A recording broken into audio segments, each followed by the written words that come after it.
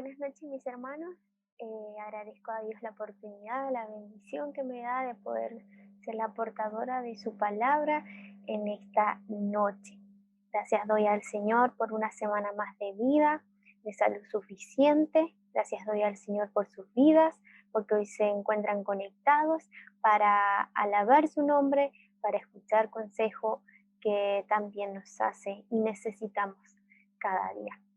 La palabra de Dios en esta noche se encuentra en Hechos capítulo 7, versículo 56, que dice así: Veo el cielo abierto, exclamó Esteban, y al Hijo del Hombre de pie a la derecha de Dios. Esta palabra se la ha puesto como título: Los problemas son parte de la vida. ¿Cuántos de nosotros no hemos pasado por distintos problemas? A veces resultan ser algo muy rutinario ya, como que estamos bien y de repente viene un problema. A todos nos ha pasado, sobre todo en ese estado espiritual en el que nos sentimos que estamos muy conectados y aferrados al Señor, y de repente viene una prueba que intenta desconectarnos, que intenta apartarnos de nuestro Dios. Pero aquí esta palabra en esta noche quiere recordarnos que son parte de la vida los problemas y que debemos saber enfrentarlos, que es por sobre todas las cosas no estamos solos, que como hijos del Señor tenemos esperanza. En el capítulo 7 de Hechos se habla sobre la defensa ya del Evangelio por Esteban, su martirio y muerte. La verdad es que mientras estudiaba todo lo que le pasó aquí a Esteban, desde la primera parte que se menciona en el capítulo 6 de Hechos, pues realmente es sorprendente, y yo me preguntaba, wow, ¿cuántos de nosotros nos pondríamos en los zapatos de Esteban? ¿Cuántos de nosotros hubiésemos hecho lo que él hizo y vivir hasta el último minuto de su vida con los ojos puestos en Cristo, pese a la prueba y a la dificultad que en ese momento fue muy dura? Como le mencionaba entonces en estos primeros capítulos del libro de Hechos, como ya muchos sabrán, se empieza a formar esta iglesia primitiva, ya que habían recibido el derramamiento del Espíritu Santo y que estaban todos muy entusiasmados, muy alegres, con todo el gozo, la energía de poder transmitir las buenas nuevas que Jesús les había entregado. Pero ellos también pasaron pruebas.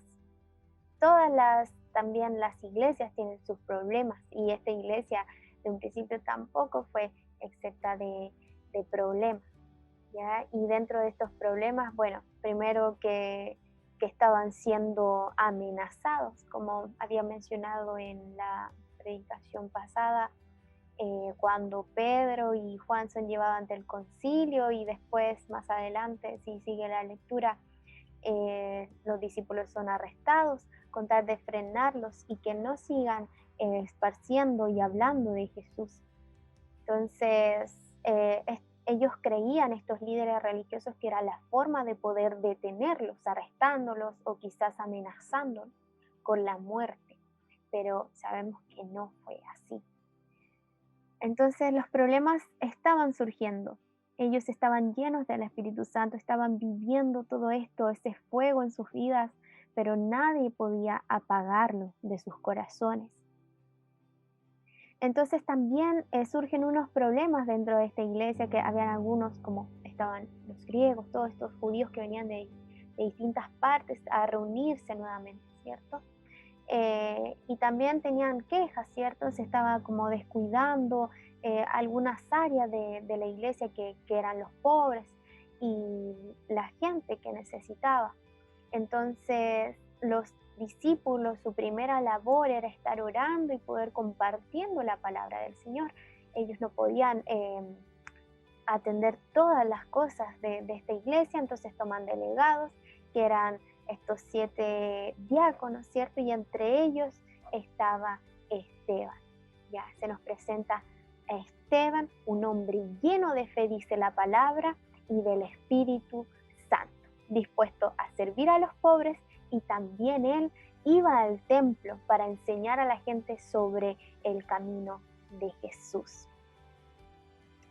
Pero pronto iba a surgir de nuevo la oposición. Así que los líderes del templo, ellos arrestaron a Esteban y encontraron a algunos testigos falsos para que dijeran que él estaba deshonrando ya a Moisés y que estaba también amenazando el templo con que iba a ser destruido.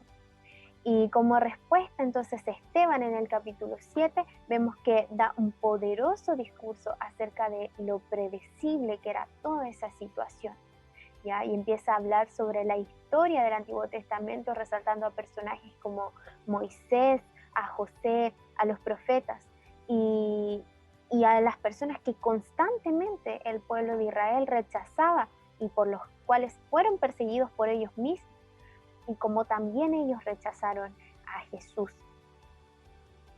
Al llegar al final del discurso de Esteban, dice a sus acusadores con gran valentía y resolución que eran unas personas tercas, duras de corazón y torpes de oídos.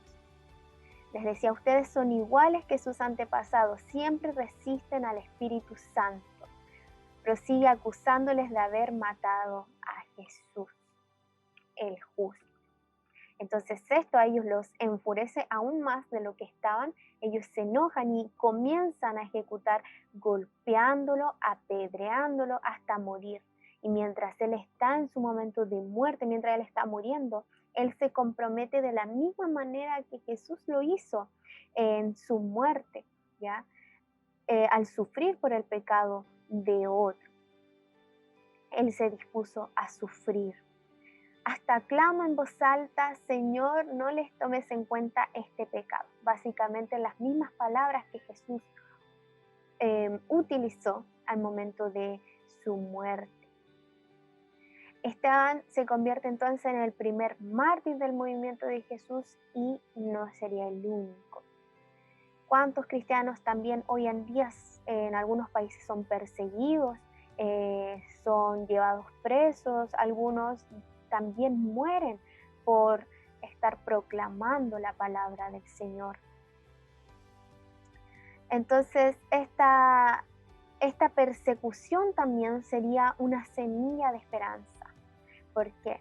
Porque lo que Lucas ya quería mostrar en este capítulo es cómo ni siquiera este trágico asesinato puede detener el reino de Jesús. Y así muchos discípulos que estaban siendo perseguidos tuvieron que dispersarse de Jerusalén, tuvieron que salir e ir a tales lugares como Jesús había mencionado, Judea y Samaria.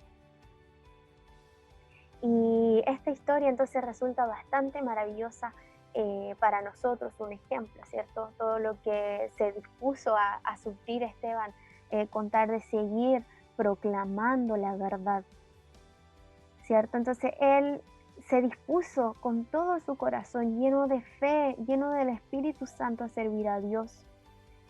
Y vino la prueba, vino la oposición y pasó lo que pasó. Pero no lo veamos como algo simplemente trágico, ¿cierto? Como les mencionaba, sino que también era la forma en que el reino de Jesús iba a ser esparcido. Y es también, si lo llevamos a nuestras vidas, a veces las pruebas son las que permiten que nosotros podamos dar testimonio de Jesús. Cuando salimos de una prueba, damos testimonio de cómo Dios nos ayudó. Y si no, bueno, fue la voluntad de Dios y esa voluntad siempre es perfecta. Y la voluntad de Dios era que su palabra siguiera esparciéndose hasta los confines de la tierra. Entonces, ser lapidado hasta la muerte parece una manera horrible de morir. Y aún así hay algo sorprendente en esta escena. Y lo sorprendente no era que la multitud estuviera matando a Esteban, sino que Dios Padre y Jesús le estaban dando la bienvenida. Porque como decía el versículo principal, si volvemos a él, dice, veo el cielo abierto, exclamó Esteban, y al Hijo del Hombre de pie a la derecha de Dios. O sea, no fue el fin. Esteban sabía que había vida más allá, que no se quedaba todo aquí en la tierra, que no importa todo lo que iba a sufrir aquí, porque iba a gozar de la gloria del Padre junto al Hijo. Iba a estar junto a ellos. Y es lo que debemos pedirle al Señor, pedirle que Él nos ayude a que no nos desanimemos por los problemas, sino por el contrario, al igual que Esteban, a estar llenos de fe, llenos del Espíritu Santo y orar cada día para que veamos que la palabra de Dios sea diseminada y el número de sus seguidores sea incrementado cada día más y más. Es lo que debemos hacer. Así que gracias le doy al Señor por esta palabra, por esta bendición que me ha permitido, que me ha concedido, y que Dios le bendiga grandemente. Pasemos a orar para que el Señor sea con nosotros en medio de estos tiempos. Amén.